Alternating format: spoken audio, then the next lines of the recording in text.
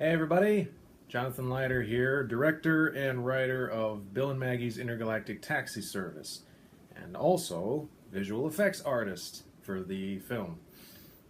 So today, I'd like to bring to you the first behind-the-scenes featurette about how we're going to make this film come together. And today, our first topic is dealing with green screens, because the primary thing about this film is that it is full of green screens in every single shot. Every shot, well, almost every shot, requires green screen footage removal, which is called the Chroma Keying process. A few other little tricks involved with it in this case, though, because unlike what most people, I assume, will do, putting key light on top of your footage, we're going to do something a little different. Now, before you immediately start wondering what the hell's key light, let me make something perfectly clear about the way that I want to structure these behind-the-scenes videos.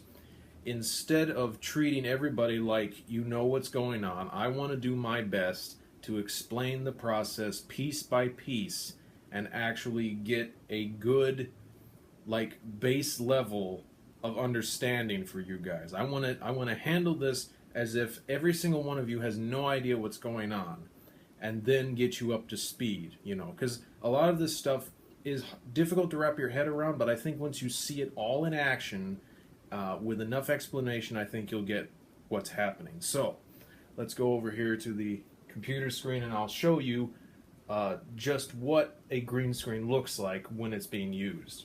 First off, so down over here,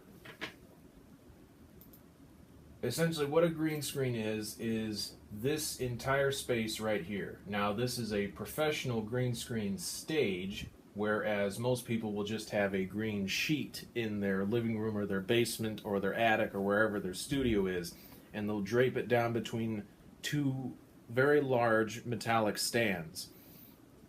And then you drape it from the back wall to the floor so that you can walk on it and fill in the background with whatever you want. The whole purpose of using a green screen is so that you have one big solid color which a computer can isolate and remove that one color so that you can put anything you want behind your actors or behind your objects or animals or whoever is on that green screen cloth or stage or what have you. So everything here is all green, painted the exact same color. You'll notice that there are differences in color because of the lights shining on the floor. It's slightly brighter here. It's darker next to these curtains. And you may also notice that we have these markers on the back, all of these little cross hatches here made out of tape. Now the reason that those are there is if your camera is moving across these actors, you need these little markers here to designate where the camera is, because once you remove all the green, you have no frame of reference. You have no idea how fast that background is moving behind the actors when the camera is moving, and you need that so that when you put a three-dimensional background behind your actors, you can actually match the realistic distances for how fast something is moving. Because, see, my hands are moving at the exact same speed, and yet the front one here looks like it's moving faster. It's moving further away than the other one. So back here is where you have a marker, because if you removed this, if this was that green marker on the background and you removed it, you would have no idea how fast that background's moving.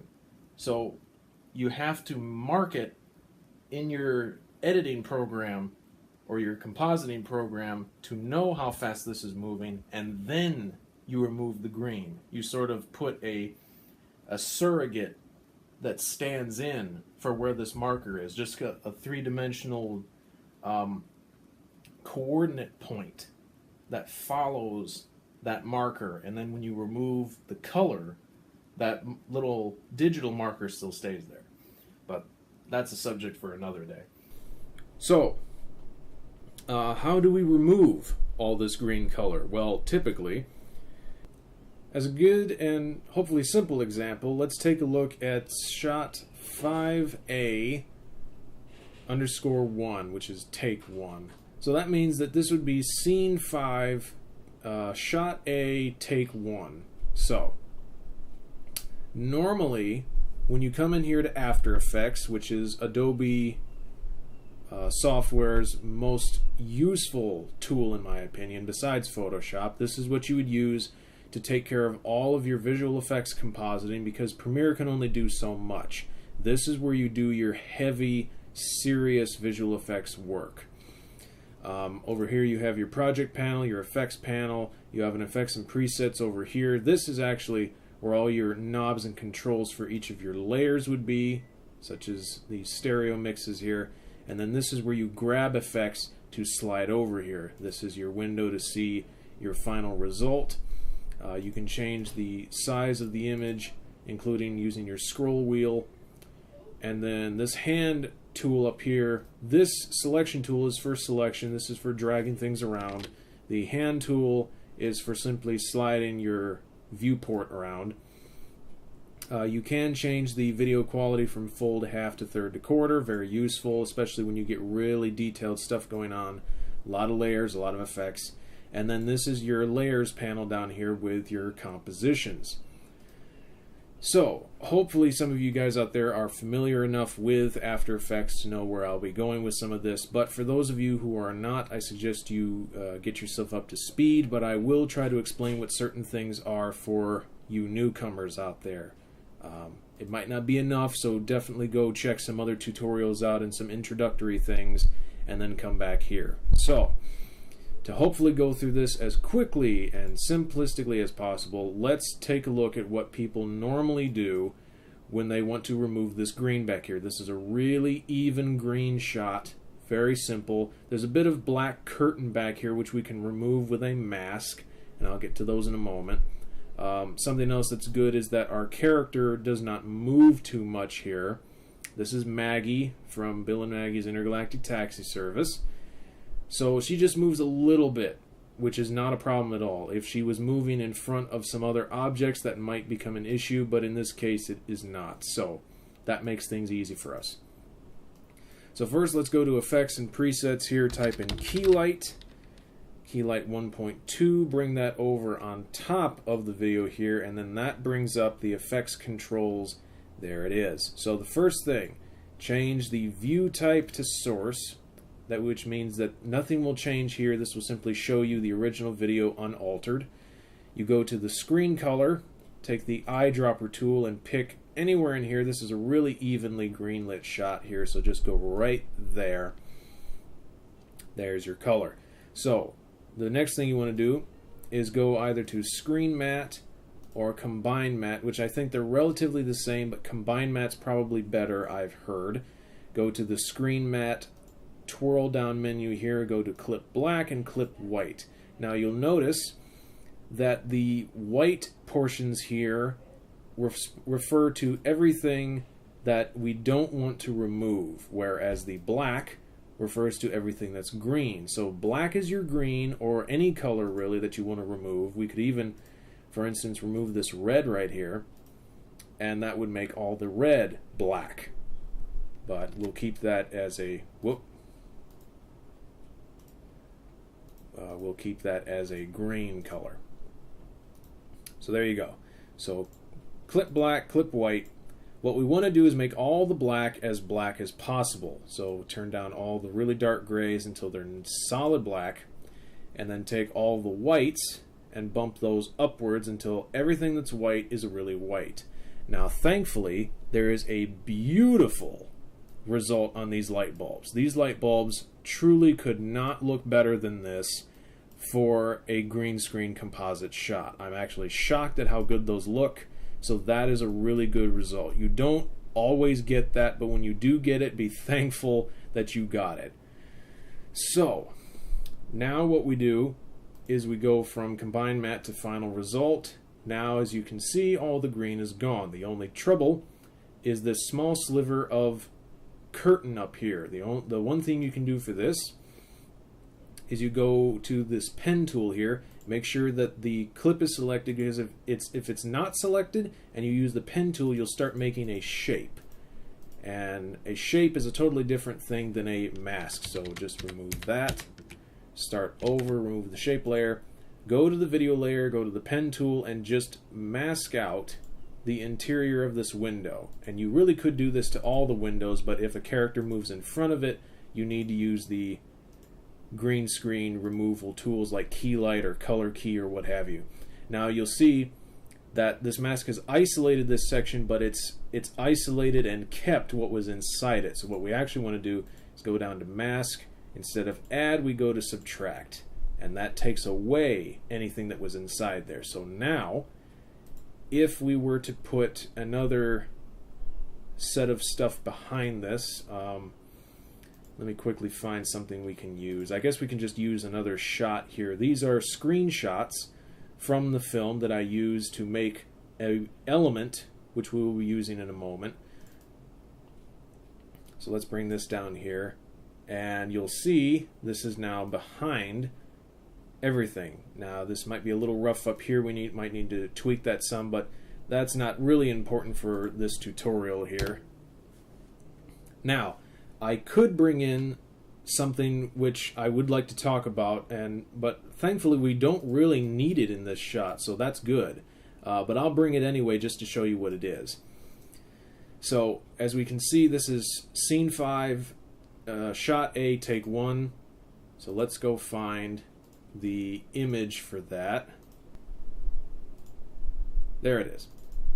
Okay, so what this is a painted image of this portion of the set, which was where everything on the green screen was. So if we turn this off, this is everything that shows up on the green screen, the very edge of this steering wheel here, the entire console, just so that in case any of this would get really messed up by the green screen process, this could all be retained. All the information, all the details would still be intact. But thankfully, we don't really need it because everything is still there. Look at how solid that is. This might actually be a little overdoing it, but that's essentially what this is. This is a hand-painted matte, a black and white matte of this section, so that when we would use a certain process, which I will explain in a moment, this would help retain those details. So in this case, we don't need that, and we really don't need to use the special process for all this, because this result is actually really stunningly good.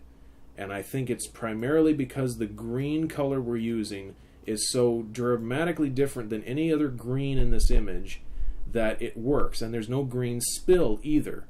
So this is a ridiculously easy shot, to be perfectly honest with you. This is pretty much done.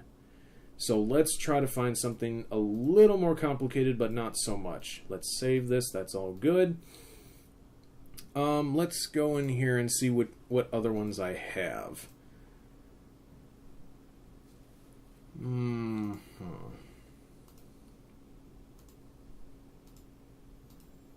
Okay, why don't we give this one a try? This one's a little more complicated.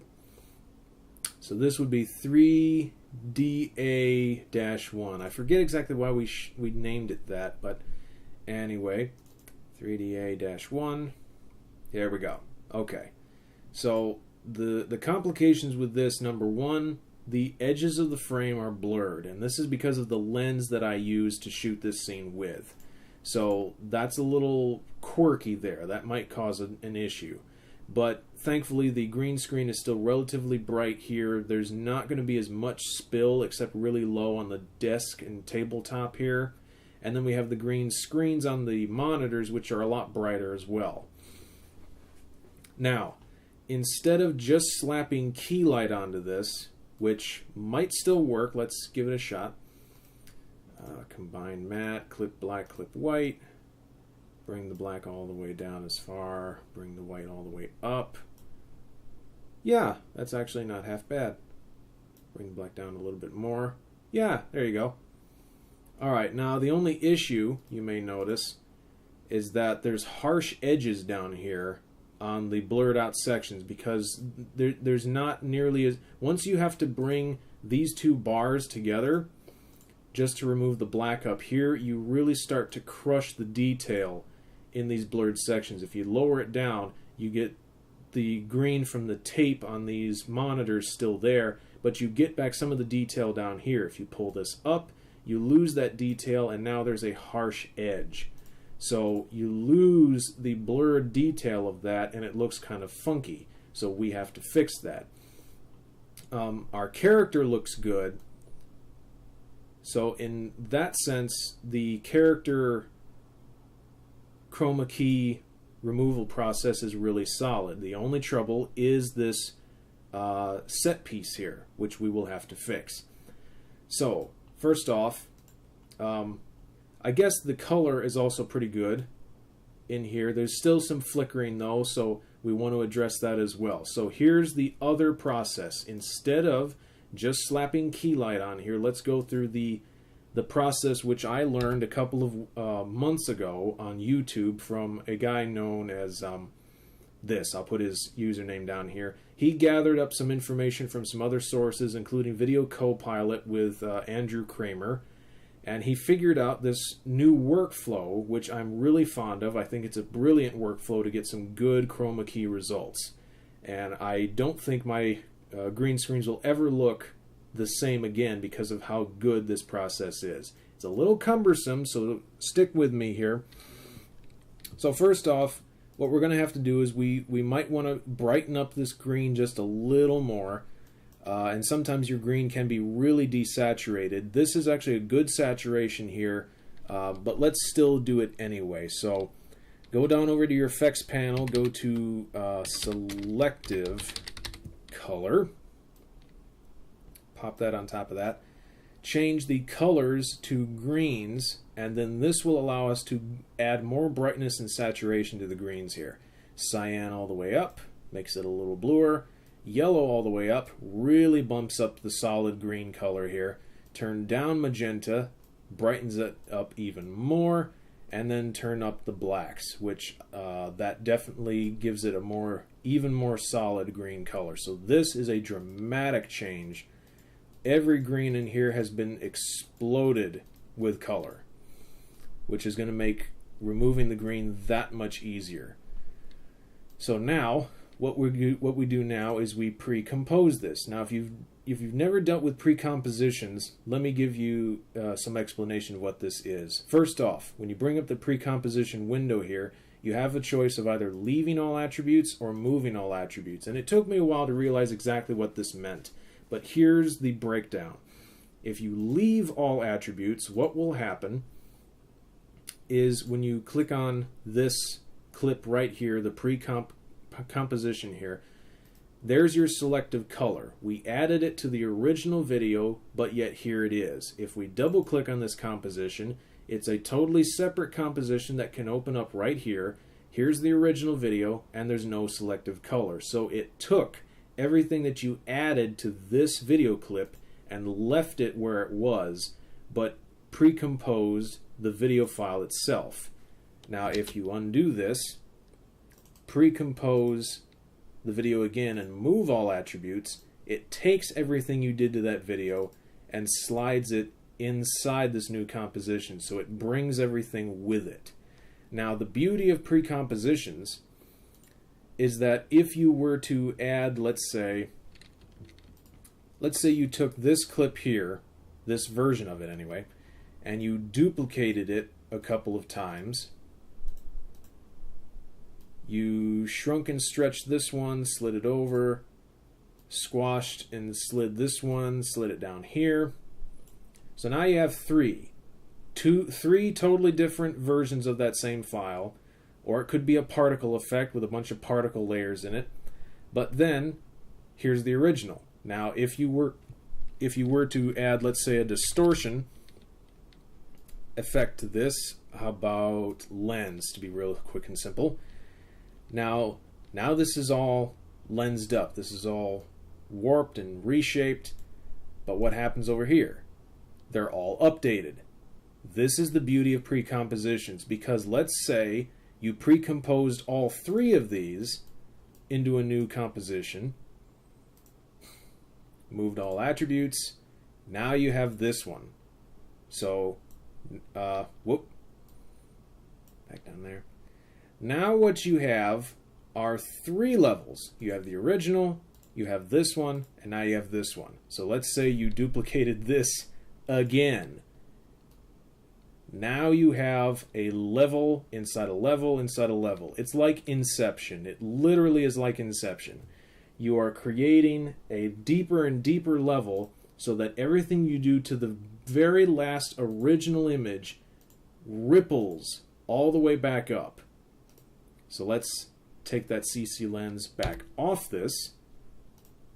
Now they're all back to normal.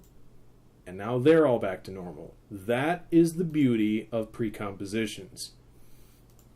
So, if I can, let's back this all the way up. There we go. So, now let's simply just do one pre-composition here. Pre-compose, move all attributes. Let's say we'll call this bright and green, because that's what we did. So now we have this. Now the next thing we have to do is create a black and white matte. Now the beauty of a black and white matte, as we have here, is that, again, everything that's in white will remain in the image. Everything that's black will be removed. Now if you just use key light on its own, what happens is that no matter how hard you try, a little bit of green is going to get removed from every color in the image, which is going to end up with a really splotchy, artifacty result. If you simply create a black and white matte, and actually let's bring that in here. That was this one. And we'll need to use this in a second anyway, but let's bring this in here. So this is our black and white matte, perfectly matching the original footage. Now, if you go in here, find an effect called Set Matte and add it to your bright and green. Change this alpha channel to luminance, which is just black and white, and then change this to this. Now what you have is a perfect outline of everything in this shot. So you still have a lot of green in there. We'll have to remove that green in another form in a moment.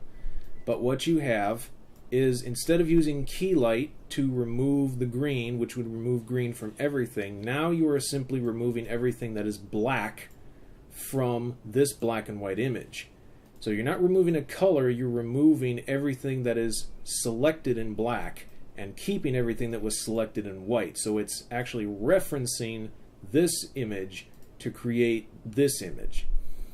So every bit of color in the original footage is not affected. See, there's a little bit of green patching in here in some places, including up here, and you have all this green spill here. So the green is not being removed, just what was on the black. So that's what we're going to do to the entire thing. So remove this, remove the set matte. Let's continue on. So what we have to do is take this bright and green, pre-compose it again, and call this create matte. Move all attributes. Let's go inside create matte. Now what we do is we add key light to this. Key light, pick out the green. Combined matte. And what you want to do is don't change it to final result. Leave it on combined matte. Fix the green so that it's all gone. Fix the white here so everything's in clear. And make sure you check everything on the character, because what you want to focus on here is just the character in most cases, at least as far as what I've done. Just focus on the character. So get the inside of these screens, get everything up here. If anything was to go wrong in here, there's some other quirky workarounds you can do, but they're a lot more cumbersome and not really something we want to talk about here. We're already up to 20 minutes on this. So, what you do now is we create a black solid to remove the white on the outside of this. Make a black solid, turn it off, and then outline everything outside of the character that you don't want to keep. Go down here.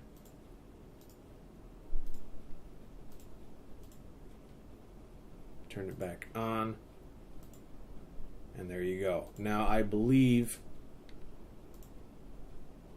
yes, now we may still want to keep this here, this pipe here, so we need to retain that.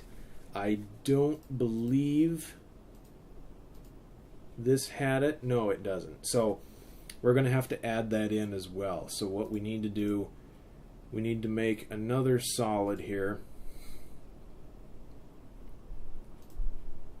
That's white. Turn off the black, turn off the white. Create a solid, create a mask actually. Isolate the corner, slide it over here, bring this down here, bring this down here. And then what we need to do is blur this. So we go down here, twirl that down, go to mask feather, and blur it just enough. That should do it. So then when we bring in the other one, it'll work. So here we go. Change this back on. There's that. Now what we also need to do, go in the black solid and actually remove some bits and pieces of this down here. So we need to actually take this here, slide this away. Probably can even go all the way in to the edge of that monitor. Same with the other side. And this isn't true of other cases, it's just the way that I've come to design this. What I'm about to do next will work because I pre-prepared that black and white image you saw earlier, which we can now lay right on top of the original here, and it will fill it in. Because our character here is already in white, he's already mixed in with the other white colors, so even though there's this black space in there, he already fills it up. If this was all filled in with white, he's already white anyway. So there you go. And this almost lines up with that. I think we need to slide that up just a bit.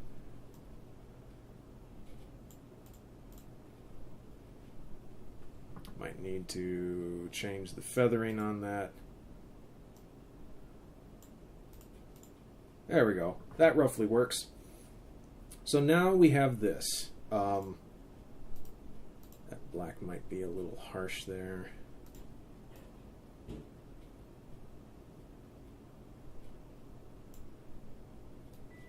Well, anyway, there's more tweaking that you may have to do with spots like this, blurring these edges here, but that's for a later time. So essentially what we have now is we have everything we want to keep. We have the character perfectly silhouetted.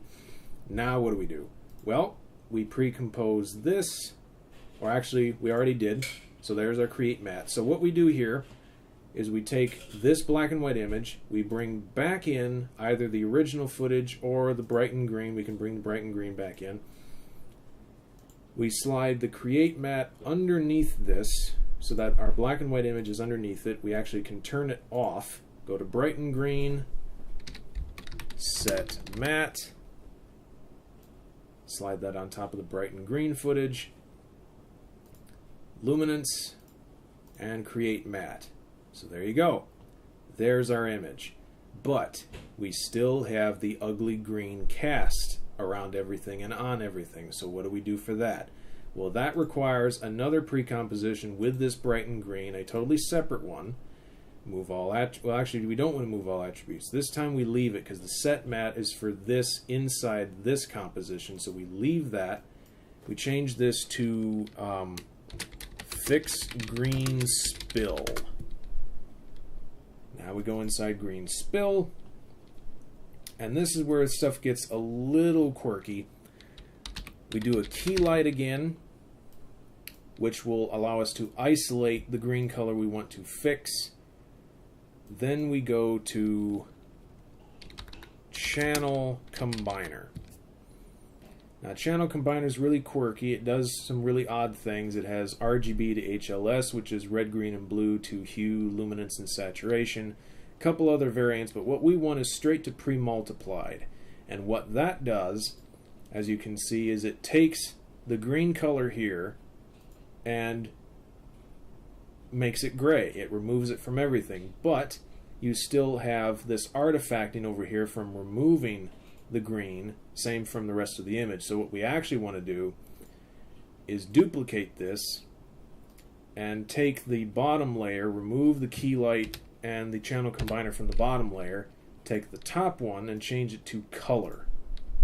And then on the original channel combiner here, change this to solid alpha. And there you go. All the green is still there, but it's now all gray. A perfectly solid middle gray color. So we go back to the original. There you go. Now you have your perfectly silhouetted and outlined edges of everything in your scene. All the green is gone. All of the artifacting is clean. There's no removal of the color.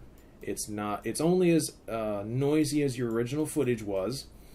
There might still be some weird hazing or edges you might want to shrink in some form or fashion. That might take a little bit more effort on your part, or mine in this case.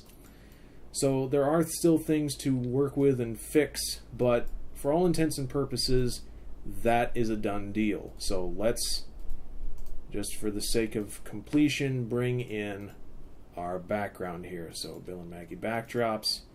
These are some of our original final images here for the film. Bring that in. Bam. There you go.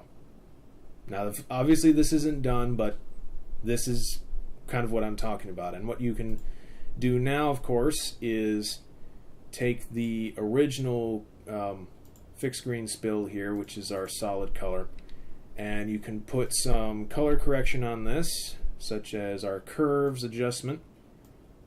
Darken that down, bump it up in some areas, and then maybe add a tint to this, a little bit of blue, turn that down, a solid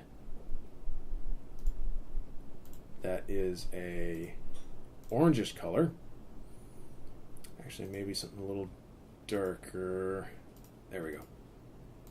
Bring that in, turn it off. Take all three masks, feather them really far. Again, this is not perfect. This is just kind of giving some ideas. And then change this to something like overlay or soft lighten would do it. Yeah, soft light or overlay. So that you can start getting some casts of this color on your character and your actor. There's other ways you can actually do that, where you could, in fact, take a gradient layer, put it on top of the original brightened green here, another version of it, and then that would trickle up the pipeline. And so you could have a haze of orange on one side and a haze of blue on the other, and it would just be part of your image initially, and then you can put your adjustments on it, like this curves and the tint and whatnot. So yeah, there you go. That is how this is done. Now, you may be wondering, what does it take to create one of these mats here? Well, it does take about an hour for each of them to be done. That you could use the pen tool or a brush tool. I imagine the pen tool, creating an outline and then filling it in, would be much faster, but I went with my own personal taste and I did everything with a brush tool in Photoshop. So if you're interested in checking out a speed paint of me creating one of these, I will be able to show you what I did to, I believe it was this one. I did a speed paint of this entire image here. Took me about an hour and a half, I believe, to finish. You can see I put a lot of detail in this this light bulb up here, it's actually looking almost accurate to the original light bulb there, with all the little facets, all the details, all the faded edges, the outline around it, the interior filaments, the glow in the center. It's really quite an interesting process to do. So yeah, hope you guys can all check that out. And thanks for seeing our first official behind-the-scenes featurette on the creation of Bill and Maggie's Intergalactic Taxi Service. See you next time, everybody.